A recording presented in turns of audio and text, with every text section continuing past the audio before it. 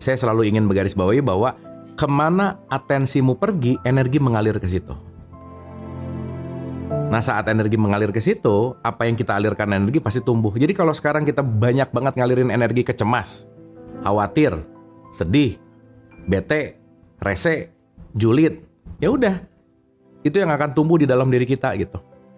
Ingat loh ya, marah, benci, iri, dengki, cemas, julid, itu makhluk yang hidup dalam diri kita. Kalau tiap hari dikasih makan, dia akan tumbuh subur gitu. Anyway, ya, paham ya? Jadi, waspadalah siapa yang kamu kasih makan dalam keseharian. Nah, itulah kenapa perlu sistem 1. Yang tahu kalau tadi harga beda 100.000, jumlahnya 110.000, ternyata jawabannya bukan 10.000, tapi 5.000. Karena kenapa? 105.000 dan 5.000 tetap aja jaraknya 100, tetap aja totalnya jadi 110.000 gitu. Anyway, nanti hitung ya. Tapi kalian buat yang nggak suka matematik ya udah nggak apa-apa sih ya. Udah, jangan-jangan kita nganggap benar padahal kalau dihitung-hitungannya oke, ternyata nggak gitu. Anyway, hasil penelitian lain juga mendapatkan kesimpulan yang sama dan menjelaskan bahwa orang-orang dengan tujuan yang bertentangan akan lebih khawatir dan menyelesaikan lebih sedikit hal. Semakin kalian khawatir, semakin sedikit yang akan kalian selesaikan. That's it. Tadi Sujiwo Tejo bagus bikin satu statement. Jangan berkesenian kalau kamu nggak bahagia. Bahagia dulu, baru kamu sampaikan seni gitu. Kira-kira bahasanya. Sama kayak doa, guys. Jangan doa ketika sedih, justru happy dulu, baru kamu doa gitu. Karena apa? Apa yang datang kepadamu adalah apa yang kamu rasakan. That's it gitu. Nah, makanya bagus nih. Kalau kamu mengawali dengan kekhawatiran, ya udah. Berarti lampaui dulu kekhawatirannya. Nah, gimana cara melampaui kekhawatiran? Belajar fokus. Jangan fokus di khawatirnya gitu. Jangan fokus di masalahnya. Jangan fokus di hal buruk, sulitnya gitu. Ya. Mereka juga memiliki lebih sedikit emosi positif, lebih banyak emosi negatif. Lebih banyak depresi dan kegelisahan.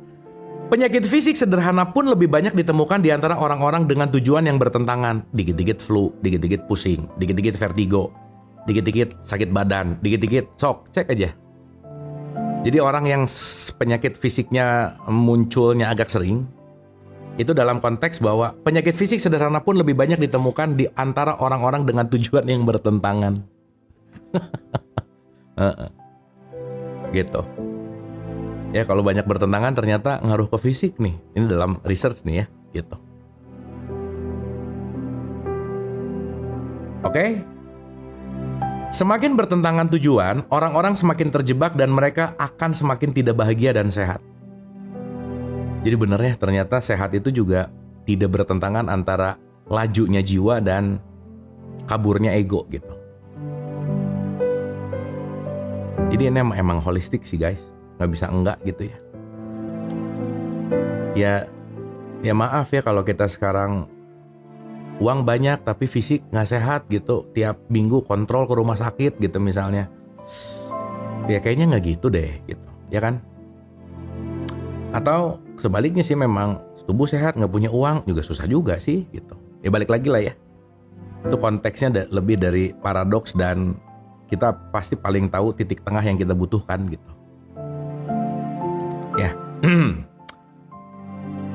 di antara tempat kita berada dan tempat yang kita inginkan, kita menemukan ketidakstabilan landasan bermulanya amarah.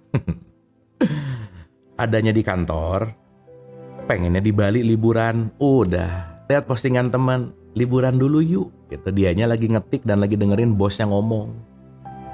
Selesai deh, gitu kira-kira. Ya. Berarti masalahnya bukan bosnya, bukan kantornya. Kamu di kantor tapi pengennya di Bali gitu. Paham ya? Habis itu yang lagi liburannya orang yang minjem duit ke kita lagi. Wah udah tuh. Itu pasti voltase tingkat tinggi tuh. Ya. Nah, 3 alasan yang beririsan terlibat. Pertama, hidup dengan bertanggung jawab dan memenuhi kewajiban-kewajiban kita berdasarkan jiwa, bukan ego. Membentuk sudut pandang awal kita, itu menentukan cara pandang kita terhadap dunia secara keseluruhan. Karena Ego membentuk keyakinan dan nilai-nilai palsu atau tidak sehat untuk melindungi kita berdasarkan keterbatasan kita. Jadi ego tuh ngadi-ngadi terus gitu. Ingat ya guys, kalian itu pencatat nomor 1, yang kedua tukang ngarang. Udah gitu aja. Tiap hari tuh ngarang terus di pikirannya, aduh kalau gini enak ya, kalau gini enak. Ngarang mulu gitu hidupnya. Ya. Dan dilatih lagi. Gitu. Tapi memang kita diajarin di sekolah sih ya, mengarang bebas. Dan memang karena kita tukang ngarang sih, ya nggak apa-apa sih.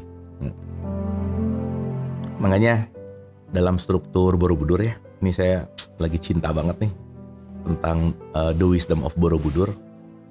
Nomor 1 tuh dibilang bahwa ngunduh wohing pakarti. Kamu tuh hanya bisa mengunduh sesuatu apa yang kamu kerjain, that's it. Dan kalau mulai ngerti itu, kita akan mempersedikit konflik sama dunia eksternal sih gitu. Ya.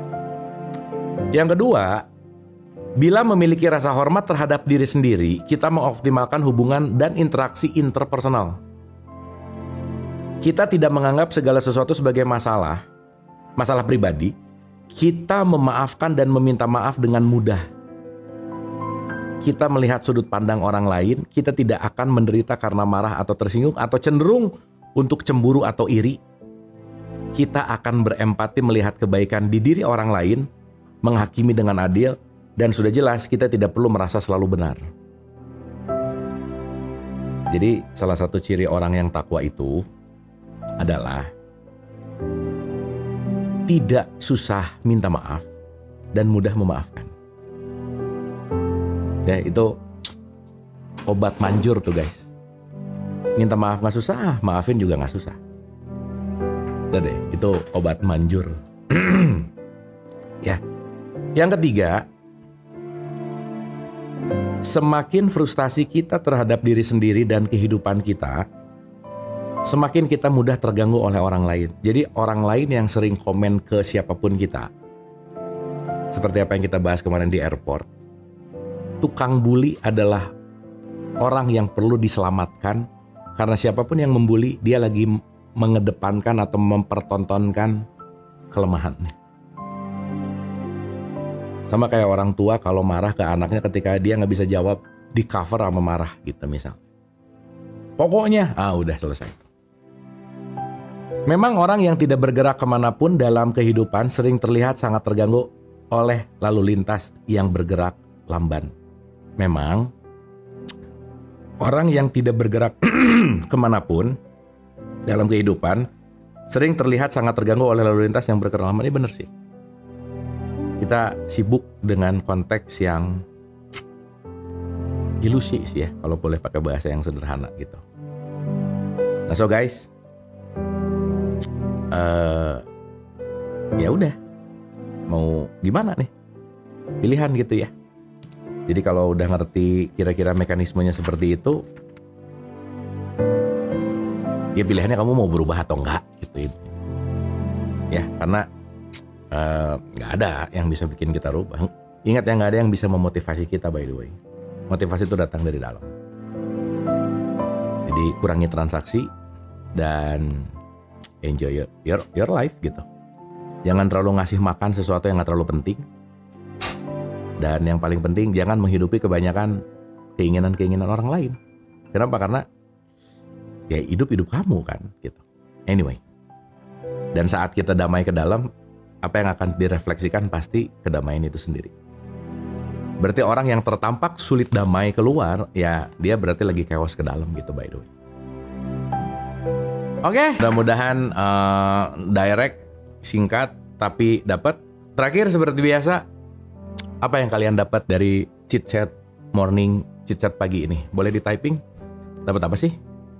What you get?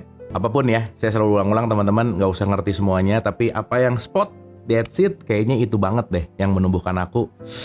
Fokuslah di situ. Ingat ya, semakin fokus semakin kalian happy. Semakin fokus semakin kalian bahagia. Jadi fokus, udah deh, perlu dilatih by the way. Oke, kalau begitu teman-teman, thank you, terima kasih, hatur nuhun, terima kasih. Yang paling penting, jangan lelah untuk belajar, jangan lelah untuk bertumbuh, karena